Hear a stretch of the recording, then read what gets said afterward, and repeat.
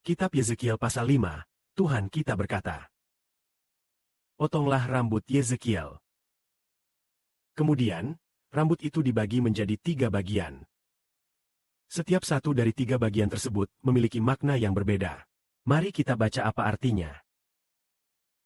Wahai ninja, kamu harus mengambil sebuah pedang tajam sebagai pisau cukur tukang cukur. Untuk mencukur rambutmu dan mencukur jenggotmu. Letakkan rambut itu di atas timbangan untuk ditimbang. Kemudian, bahagi mereka menjadi beberapa bagian. Hari pengepungan kota telah tiba. Ambillah sepertiga rambut itu untuk dibakar di dalam kota. Ambillah sepertiga lagi dan cincang dengan pisau di sekeliling kota. Ambillah sepertiga lainnya dan taburkan ke angin. Karena aku akan menghunus pedang untuk mengejar mereka. Kamu harus mengambil beberapa helai dari rambut itu. Bungkuslah helai-helai itu dengan ujung pakaianmu. Kemudian, dari helai-helai itu, ambillah beberapa helai lagi, dan bakar dengan api. Api itu akan menyebar ke seluruh keluarga Israel. Jadi, apa artinya semua ini? Ini berarti bahwa, dikatakan oleh Nabi secara rinci bahwa, ambillah pedang tajam dan cukurlah rambutmu sendiri. Lalu cukurlah pula jenggotmu sendiri. Kemudian, bagilah rambut dan jenggot itu menjadi 3 bagian. Apa maksudnya ini? Rambut dan jenggot melambangkan penduduk kota Yerusalem. Maka, mereka dibagi menjadi 3 bagian. Kemudian, selanjutnya, nubuat mengatakan bahwa sepertiga di antaranya akan dibakar dengan api. Artinya, sepertiga penduduk Yerusalem akan dibakar oleh api. Sepertiga, yaitu sepertiga dari penduduk Yerusalem akan dibakar oleh api. Kemudian, ambillah sepertiga lagi. Dan cincang dengan pisau di sekeliling kota. Maksudnya, sepertiga lainnya, baik yang di dalam maupun di sekeliling kota, telah dibakar oleh api. Sepertiga yang lain lagi. Di sekeliling kota, dibunuh dengan pisau. Dicincang dengan pisau. Lalu, ambillah sepertiga lagi, dan bunuh di tengah angin. Karena aku akan menghunus pedang untuk mengejar mereka. Yang tersisa adalah sepertiga. 2/3 telah dihukum mati. Sementara sepertiga lainnya mungkin sedang dalam pelarian.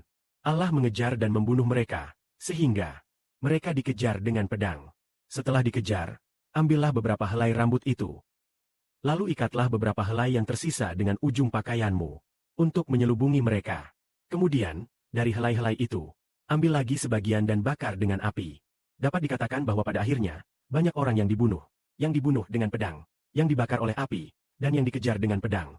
Dan sebagian lagi pun sekali lagi dibunuh dengan pedang, lalu dibakar oleh api. Mari kita lanjutkan membaca. Maha Penguasa, Tuhan, berfirman, inilah Yerusalem. Aku telah menempatkannya di antara bangsa-bangsa, yang pernah kukelilingi dengan berbagai macam perhiasan. Tetapi, dia melanggar perintahku, berbuat jahat melebihi bangsa-bangsa, dan melanggar hukum-hukumku, lebih jahat daripada segala yang mengelilinginya. Dia meninggalkan perintahku, dan tidak mengikuti hukum-hukumku.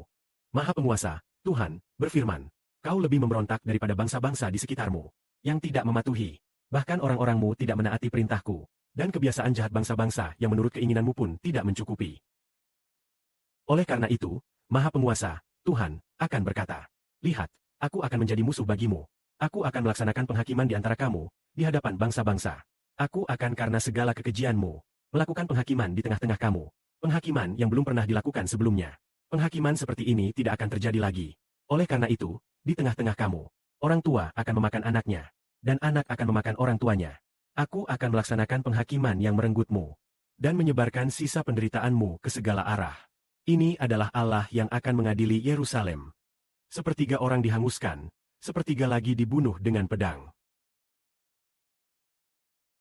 Sepertiga sisanya dikejar dengan pedang. Mereka dikejar oleh pedang yang dilempar oleh Babel. Dalam proses pengejaran, sebagian dibunuh, sebagian lagi dihanguskan oleh api. Mungkin hanya sebagian kecil yang tersisa. Mengapa hal ini terjadi? Karena mereka memberontak terhadap Allah dan berbuat dosa. Mereka melanggar peraturan Allah. Kejahatan mereka lebih parah dibandingkan bangsa-bangsa lain.